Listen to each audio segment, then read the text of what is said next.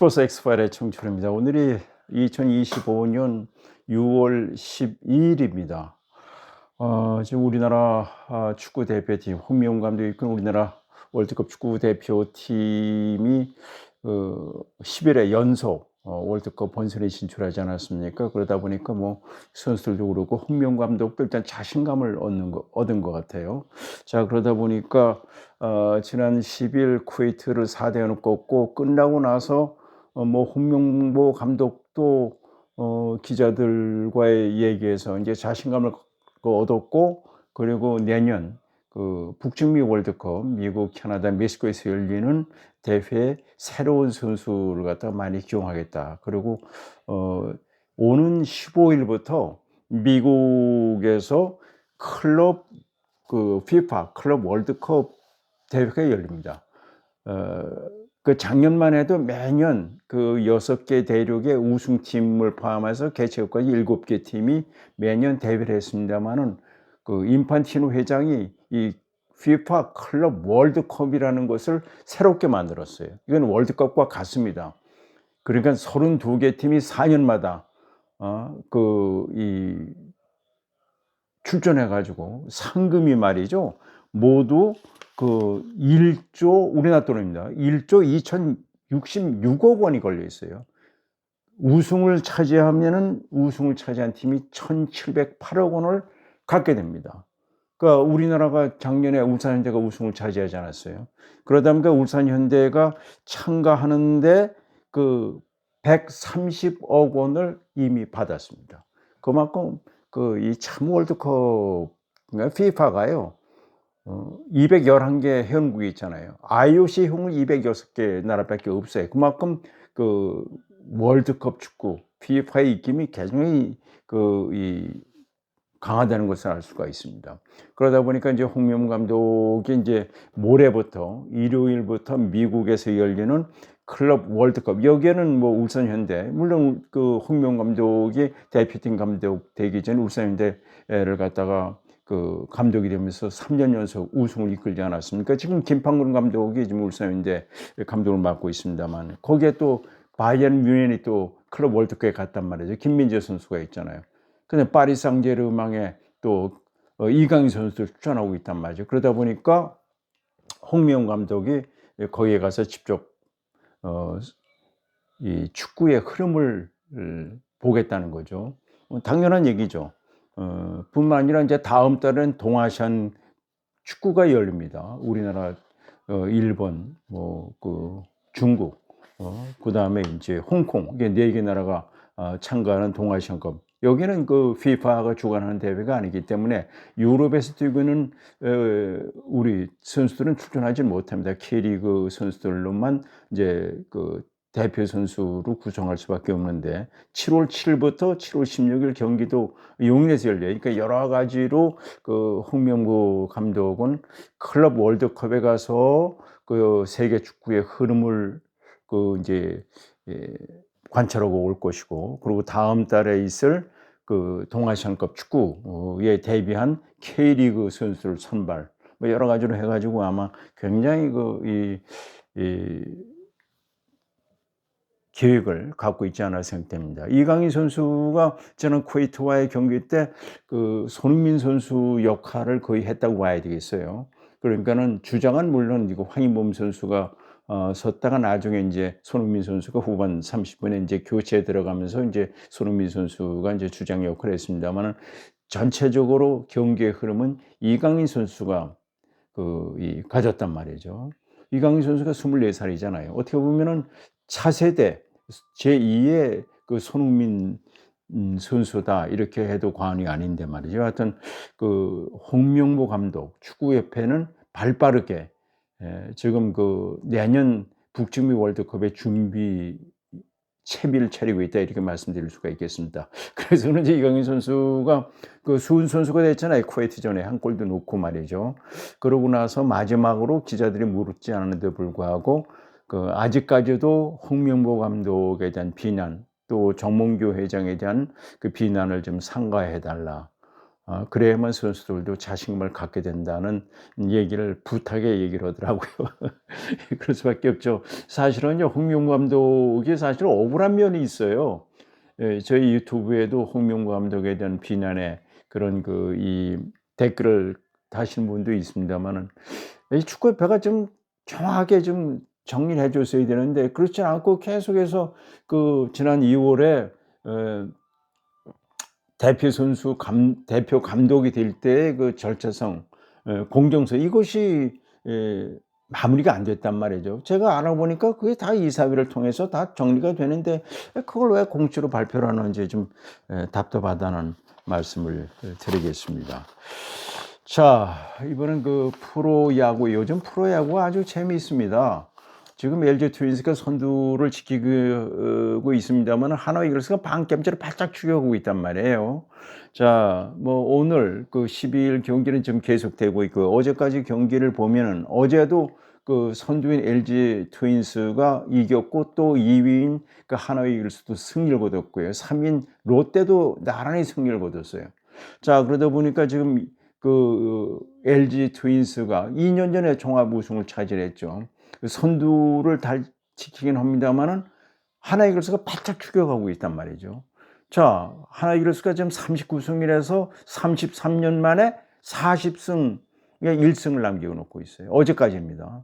자, 그렇게 된다면 가을 잔치에 40승 거두면 144경기를 해야 되거든요. 40승 거두면은 제가 보기에는 가을 잔치 가는 건 틀림없어요. 자, 이런 점에서 어제 그러니까는 6월 11일 이 성적을 보면은 잠실에서 열렸던 경기에서는 LG 트윈스가 SS를 갖다 6대4로 이겼어요. 김현 선수가 역전 적시타가 있었고 오신 선수가 2점짜리 홈런이 있었단 말이죠. 안타수는 오히려 SSG가 3개가 더 많았어요. 6대4로 LG 트윈스가 SS를 잡고 근데 LG 트윈스가 말이죠. 39승 1무 26패인데 지금 타율이 2할 6푼 3리입니다. 10개 팀 가운데 2위예요. 그리고 투수력도 보면 말이죠. 3.47이니까 석점 조금 더 준단 말이에요. 10개 팀 가운데 2위라. 그러니까 당연히 1위일 수밖에 없고요. 그다음에 2위를 지금 달리고 있는 하나 이글스가 두산을 갖다가 대전에서 자기가 안방에서 9대1로 잡았단 말이죠. 이원석 선수가 말로 홈런이 있었어요. 그리고 두산이 한 점은 또 4회 양의지 선수의 솔로 홈런이란 말이죠. 9대1로 두산을 잡았단 말이죠. 조동 선수가 5이닝 동안 아주 잘 던졌어요. 자, 이래서 하나 이글스가 지금 39승 27패 어제로 말이죠. 반 게임 차란 말이죠. 하나 이글스가 이렇게 잘할 수밖에 없는 경우는 타율이 2할 5푼 1입니다. 타율은 좋지 않아요. 근데 투수력이 좋아요. 한 경기당 3.47. 그러니까 석점 조금 덜 주니까 결국은 2위고요. 그다음에 롯데도 어제 수원에서 홈팀인 수원 KT를 갖다 롯데가 4대3으로 잡았거든요. 롯데가 3위인데 보면 35승 3무 29패인데 타율이 2할 8푼 6리. 1위예요. 제일 좋습니다. 그러나 투수력이 약해요. 한 경기당 4.89니까 거의 5점을 준단 말이에요. 그래서 3위란 말이죠. 자, 이런 점에서 말이죠. 그리고 이제 광주에서 열렸던 경기에서는 기아가 삼성을 6대2로 잡았어요. 미지듬 선수가 2회 솔로 홈런 때렸습니다. 12번째 홈런이고요. 그다음에 최용우 선수 안타가 있었고 박준호 선수가 3타수 2안타로 그러니까 6대2로 삼성을 잡는 데는 크게 승을 세웠어요. 오히려 안타는 삼성이 12개고 기아가 7개였는데 5개가 더 많았는데 그건 기아 타이거스가 승리를 거뒀어요. 그리고 이제 마지막으로 고척에서 열렸던 경기에서는 NC 다이노스가 키움을 7대1로 라일리 선수가 7이닝 동안 삼진을 15개 잡아냈네요. 야, 키움이 벌써 또 4번을 치네요. 한 점은 9회에 최주환 선수가 솔로 홈런밖에 없어요. 반면에 NC 다이노스는 라일리 선발 투수가 잘 던졌을 뿐만 아니라 김지훈 선수의 4타수 3안타 1타점, 박민희 선수의 4타수 2안타 2타점으로 결국은 7대1로 NC 다이노스가 승리를 거뒀어요. 그래서 자, 지금 그 LG 트윈스가 39승 1무 26패 1위, 한화 이글스가 반 게임 차로 바짝 추격하고 있습니다만 39승 27패 33년 만에 40승을 눈앞에 두고 있습니다. 40승 거두면 이거는 가을 잔치에 가는 거죠. 가을 잔치는 5위까지 가는 거죠. 그다음에 3위가 롯데 35승 3무 29패, 4위가 삼성, 5위가 KT 34승 2무 30패, 6위가 SSG, 그다음에 6위, 7위가 기아 32승 1무 31패, NC 다이노스가 27승 4무 31패로 8위, 9위가 두산 내리 4번을 졌어요. 25승 3무 28패. 선두 LG와는 13게임 차. 키움이 2번 지면서 꼴찌 20승 2무 47패. 그 키움을 보면요, 그 투수력도 꼴찌입니다. 5.64, 거의 6점을 줘요, 한 경기당. 그리고 타율도 꼴찌예요. 2할 3푼 3리. 안 되죠. 2할 7푼 때는 때려야 돼요. 그 다음에 이 투수의 정석은 그 투수력이 석점으로 주고 석점 내로 주고 타선이 넉점을 뽑아주는 것이 야구의 정설이라는 말씀을 드리겠습니다. 자, 그리고 미국에서 활약 중인 이 샌프란시스코 자이언츠의 이정우 선수가 오늘 콜로라도 로키스의 그 원정 경기에 1번 타자로 나왔어요. 중견수인데 또 3타수 1안타가 3안타입니다. 그 3루타입니다. 그 볼넷 2개를 얻었으니까 3번 출루를 한 거죠.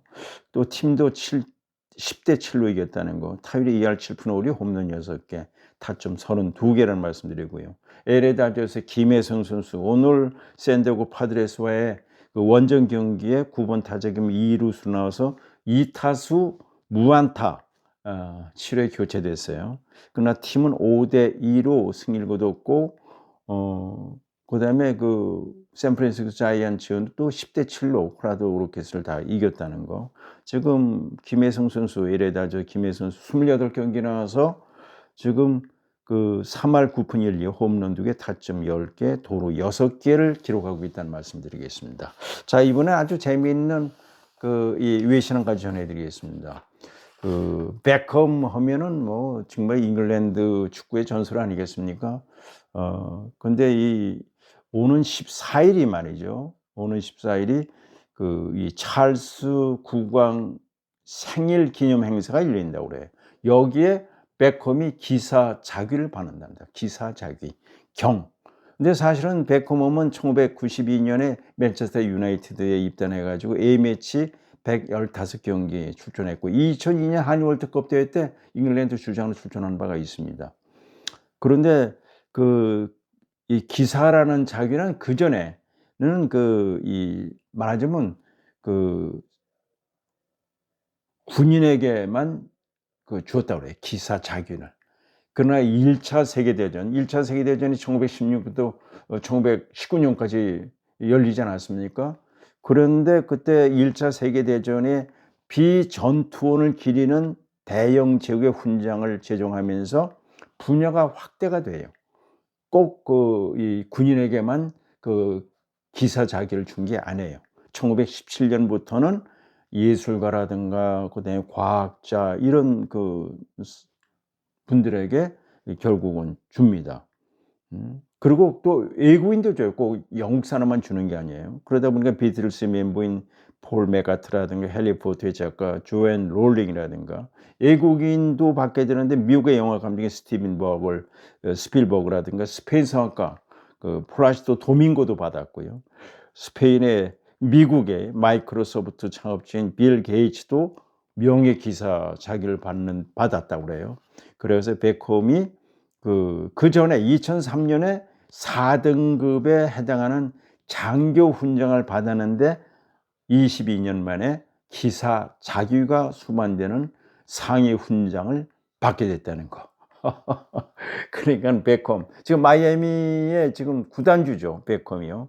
야, 그것도 참 영광이 아닐 수가 없습니다. 사실은 이 베컴은 좋은 일을 많이 했죠. 2012년 런던 올림픽 유치에 앞장섰을 뿐만 아니라 성화 봉송에도 참가를 했고 2006년부터 20년간 유니세프 홍보대사로 활동을 했기 때문에 국제적으로 널리 알려졌기 때문에 기사 자기를 받게 된다고 하는 소식을 전해드리겠습니다. 오늘은 여기까지입니다. 시청자 무조건 건강하십시오.